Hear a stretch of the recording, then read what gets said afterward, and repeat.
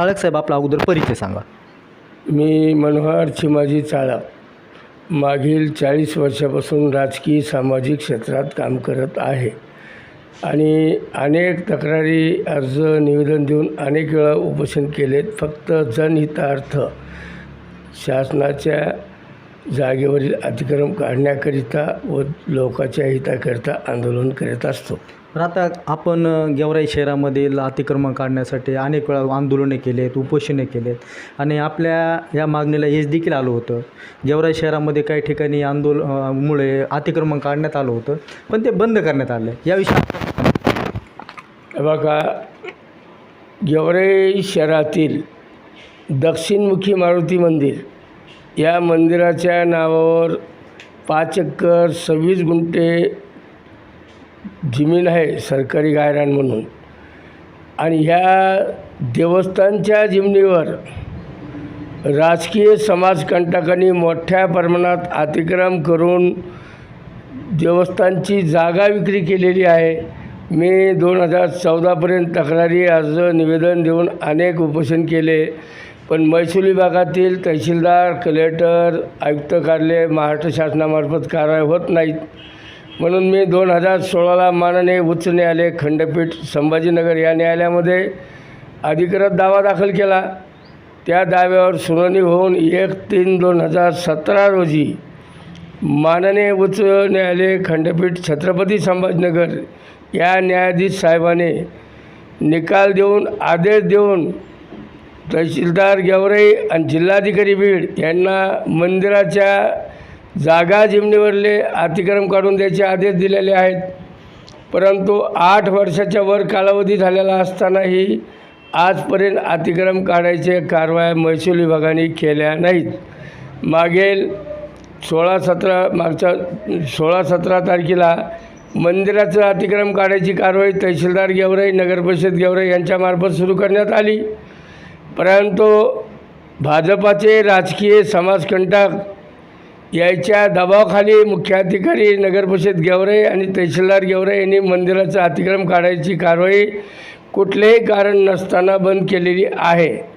म्हणून मी मंदिराच्या जागेवरील पूर्ण अतिक्रमण काढून घेण्याच्या कारवाईकरिता महाराष्ट्र शासनाने पहिल्यांदा सांगतो 1/3/2017 रोजी माननीय उच्च न्यायालय खंडपीठ संभाजीनगर याचा निकाल व आदेश, 12/7/2011 रोजी महाराष्ट्र शासनाचे आदेश, 10/10/2013 रोजी महाराष्ट्र शासनाचे आदेश, 15/9/2022 रोजी जनहित याचिका याबाबत माननीय उच्च न्यायालय मुंबई या न्यायालयाचे आदेश, 11/10/2022 रोजी मान्य सहसचिव महसूल वन विभाग मंत्रालय महाराष्ट्र राज्य मुंबई यांचे आदेश,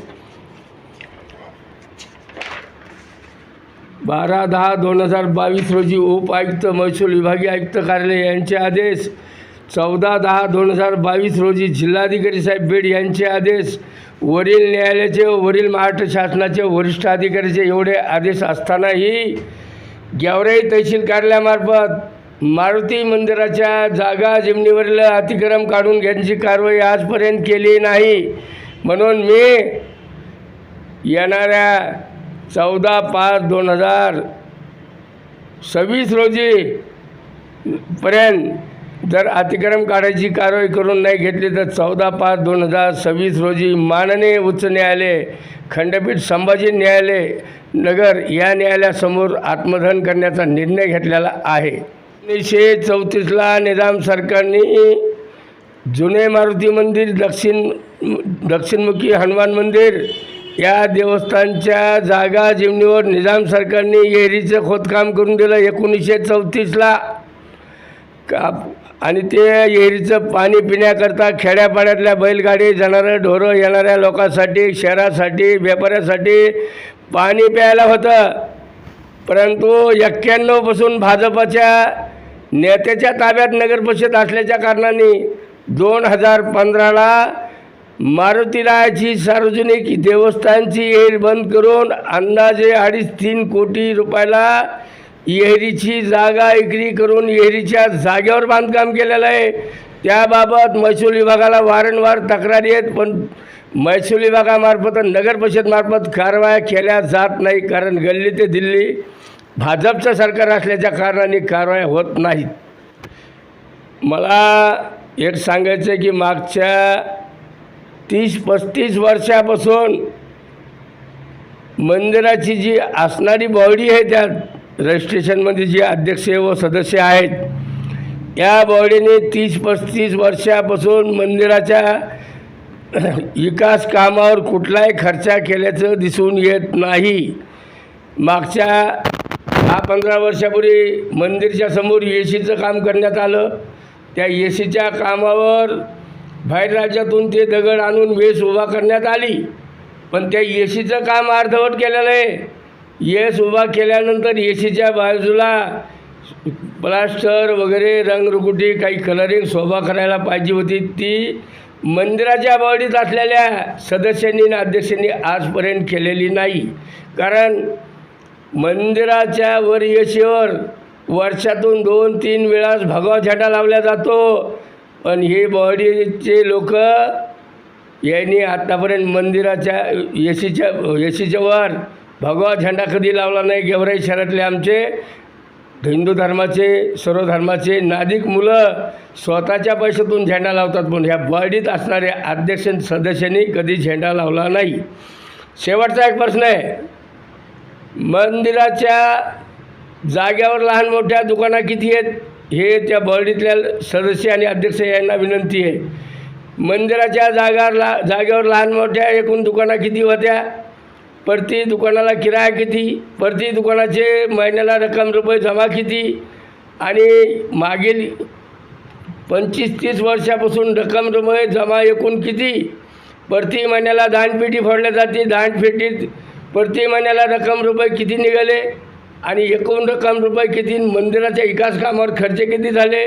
बॉडीमधले सर्व अध्यक्ष आणि सदस्य तुम्हाला विनंती आहे, गेवराई शहराच्या नागरिकाचा भावी भक्ताचा हा प्रश्न आहे. तर मंदिराच्या दानपेटीतले किरायाचे पैसे आपल्या बॉडीकडे जमा असतील, बँकेत असतील, मंदिराच्या बाहेर बॉडीमार्फत एक मोठा बॅनर लावा, त्याच्यावर प्रतिवर्षी किरायाची रक्कम जमा किती, दानपेटीतली जमा किती आणि आत्तापर्यंत खर्च झाला किती. तुम्ही हे जर माहिती फलक नाही लावलं तर आम्हाला गेवराई शहराच्या नागरिकाला म्हणावं लागेल, मंदिराच्या दानपेटीतले आणि किरायाची रक्कम रुपये बॉडीने खाल्लेत का हडप केलेत याची शंका नाकारता येत नाही. म्हणून टोटल रक्कम रुपये जमा किती खर्च किती हे माहिती फलक मंदिराच्या समोर बॉडीच्या अध्यक्ष सदस्यांनी लावा, ही नागरिकाच्या वतीने विनंती आहे. आता एक शेवटचा प्रश्न आहे माझा, गेवराई शहरातील महिला पुरुष व नागरिक आणि मतदारसंघातील मी मनोहर चाळक आपल्याला एक विनंती करतो, यात कुठलंही राजकारण नाही. ही देवस्थानची जागा आहे आणि दक्षिणमुखी मारुतीला आहे आणि प्रमुख जागेवर हे मंदिर आहे. आज मला सांगा, त्या मंदिराच्या समोर एक मोटरसायकल उभा करायला जागा ठेवली का या लोकांनी? त्या मंदिरामध्ये मारुतीला अभिषेक करायला पाणी नाही, कारण विहीर बंद करून टाकली, देवस्थानची विक्री केली. आणि मंदिराच्या समोर किती गर्दी राहते, वाहनं जाता येतात का? म्हणून मंदिराच्या जागेवरील पूर्ण अतिक्रम काढण्याची कारवाई जोपर्यंत शासनामार्फत केल्या जात नाही आणि 2017 ते आजपर्यंत मंदिराच्या जागा जमिनीवर अतिक्रम काढून घेण्याची कारवाई करून न घेणारे महसूल विभागातील तहसीलदार, नायब तहसीलदार, तलाठी, गिरधावर, मंडलाधिकारी जे जे दोषी असतील यांच्या विरुद्ध कारवाई करा आणि यायला पहिल्यांदा नोकरीहून कमी करा.